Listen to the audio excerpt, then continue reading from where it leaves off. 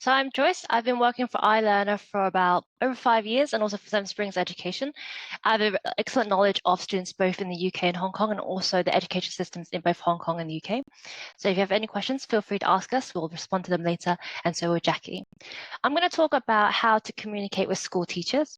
So I'm going to share my presentation here. Feel free to put some questions in the chat box if you have any. You can type in Cantonese or you can type in English. So I'll talk about how to communicate with school teachers. So there are many opportunities to communicate with school teachers in the UK. There are formal and informal methods. So the most common place to speak to parents and teachers would be at Parents' Evening, which happens once or twice a year, usually around the end of the first term or at the end of the school year. You also get a school report, so you can also find out what teachers say, and you can also raise questions at the Parents' Evening about the school report. Other good places to find out how to communicate with a school teacher and to get information is through the school's website, portal, or app. Some schools have their own app, but most of them use the website. And on this website, you can find out a lot of information about the school, such as who the teachers are, what their contact details are, what time to go to school, how much homework they have, and all sorts of other information. I'll show you some examples with 3 different schools. So this is one school, it's Oak Park High School. And you can see here, they've got a menu along the bottom here. And you can find out a lot of information about the school, such as information about your child. So you can find out about what exams they have. You can find out what extracurricular activities there are, the homework arrangements, and other information. You can also find out useful information about the curriculum. So you can find out what the options are for GCSE. You can find out about what they study in each term, and also what support they have for students that have English as an additional language. The most important bit is probably finding out about how to contact the school teachers and who the teachers are. So you can go to places like here. You can find out either through our school. Sometimes they have it down here. Other times they might have it here. So you can click on contacts. On this website, they've got the whole leadership team names here. But if you scroll down, sometimes you can find specific email addresses. So if your child is in year 8, you can find out who to contact. So there's an email address there. If you're not sure, you can always contact the admin and they'll point you in the right direction. On this other website, so this is Earlswood School. They've got a slightly different layout, but again, they have the same information. They've got like a parent portal area where you can find about term dates, you can find out about the calendar, so you know when activities are, any letters that they've sent to parents, things like school uniform. You can also find out about the curriculum as well and what subjects they have. Also support for parents. And then also you've got the policies here. So there's some useful information there. But most important, again, if you want to contact if you want to contact a teacher, you want to click on the contact us or the staff bit. The staff bit will usually tell you who is in each year group, who the teachers are and their names. And usually for primary, you also have images, so you know what they look like as well. This one, it doesn't have any email addresses or phone numbers, but you can contact through the admin. So if you go to the contact us, you can reach out to the office and ask to speak to a specific teacher.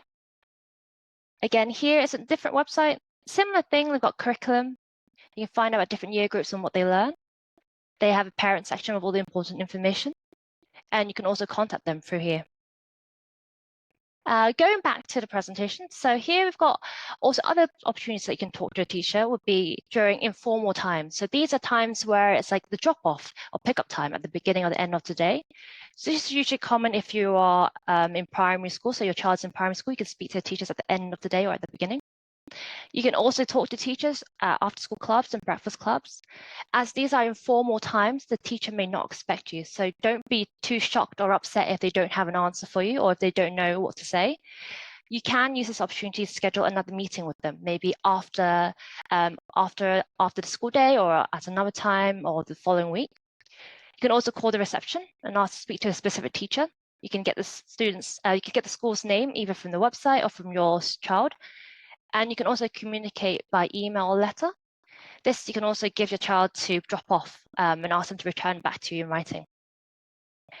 And mainly, most important of all is feel free to always arrange another time for the meeting. So if you can't fit everything in at the end of a school day or at the end of parents' evening, arrange another time with them to speak to them. So there's a lot of other things to be aware of, and that's such as information about the kind of school that your child goes to. If your child goes to an independent school, it might be much more easy to speak to a teacher to find their contact details. But if they go to a state school, you might not be able to reach out to the teacher straight away. So you might have to go through the reception, or you might have to go through your child to find out their details. Another thing is, in Hong Kong, it's quite common for teachers to give their personal phone numbers to parents to use to communicate through WhatsApp. It's not very common in the UK, so at most you might be able to get an email address, but sometimes you just have to go through the reception. So don't be too shocked if you can't get a phone number. And just don't feel too discouraged if you can't contact a teacher easily. Schools are very, very busy, and teachers are always very busy as well. So don't feel discouraged if you can't find the right person straight away. Keep trying. And again, remember, the best place to look for that information is the school's website, or if you can't, go through the school reception office. If you want to speak to a specific person, but you don't have the email address, you can write an email and put FAO and then the title of the person. So it could be FAO, deputy head, and then a little bit of information in the subject line about what you need to talk about. That way you can, in following emails, give a bit more detail and information once you've got the attention of that person. And the most important thing is the school is very big. It's important to know who to speak to about the problem that you want to talk about. So if it's something important and very serious like bullying, you might want to go straight to the head of year or a senior member of staff rather than the child's class teacher. If it's about your child's learning progress, you might want to speak to their class teacher or the subject teacher for that subject. So if it's for science, you want to speak to the science teacher. If it's maths, you want to speak to the maths teacher. And that's more common in secondary school. Now, I know one of the main concerns and one of the problems with communicating with school teachers in the UK is not understanding what they're trying to say, and not understanding or not knowing how to communicate effectively. So you can use lots of different ways, like translation and interpreting tools, to help you. Some of the ways that you can get help with this is to ask school to find someone who may be able to help translate. So sometimes it could be that they have a staff who knows Chinese or Cantonese, or they might know a parent who might be able to help. One of the things to be careful about is that if you are using another member of staff or a parent, you might be a bit cautious about what information you share because of the fact that they will have information about your child that you might not want them to know about. So you might be worried about confidentiality. You can always bring someone you know to translate or to help interpret. So it could be a family member, it could be a neighbor, it could be a friend, or it could be another parent that you know from the community. I know it's quite common to ask your child to translate if you don't have anyone around you because it's quite easy, but there are kind of positives and negatives with this. If you use your child as a way of communicating with the teacher might be a bit hesitant to share some of the information because they don't want to negatively impact your child, and you might not feel comfortable talking about some things directly. So you might want to avoid using your child. But if you ask your child to communicate, it's also a good thing because they can also hear anything positive that they get from the teacher, and they're also more involved with their education. So it's up to you to decide whether you want to ask your child to help communicate. I'd say the best way to communicate if you're really not sure how to communicate and you don't have the support is to communicate by email or letter. That gives you time to think about what you want to ask, and you can phrase it properly using translation tools and AI. You can also get someone to respond. You can get the teacher to respond by email and in writing so that you can also take time to read the answer and make sure you have all the information. And if you really still need help, there's always organizations out there to help you, like Springs Education. So I want to talk a little bit about how to use those translation tools. I know that commonly a lot of people use Google Translate, but another tool that's really good is Microsoft Bing, because Microsoft Bing actually includes Cantonese as an option. So it's slightly more accurate than using Google Translate. So if you ever get your child's school report and you don't know what it says, you can copy and paste it into the translator and just select Cantonese traditional.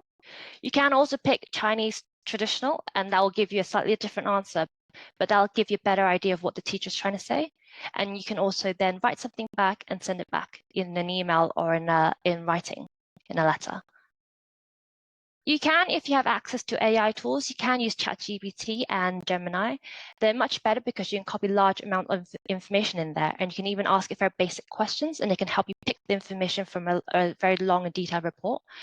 Just be cautious though, because they might be used in training the language model, so be careful of any confidential information there. And remember that teachers are always happy to help. They are very, very busy, but they are eager to help you, especially if you try to reach out. So don't be afraid to ask them to speak clearly and explain something in more detail. You can ask them, please could you speak more slowly? Please could you say that again? I didn't understand. Could you please tell me what this word means? I don't know what it means. And don't be afraid to ask them to communicate in a way that works for you, so such as over email or a voice recording or a text message through email or the school's chat system. So you can say, could I email you for questions? Please could you tell me in writing? Please could you email me your response? So those are some of the ways that you can speak to them in simple English.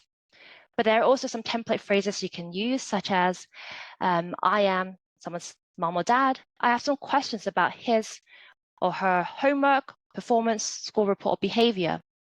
Or my English isn't very good. Could you write it down so I can share it with my husband or my friend or a translator? We have more of these phrases which you can just use in conversations. You can either copy and paste them and put them into email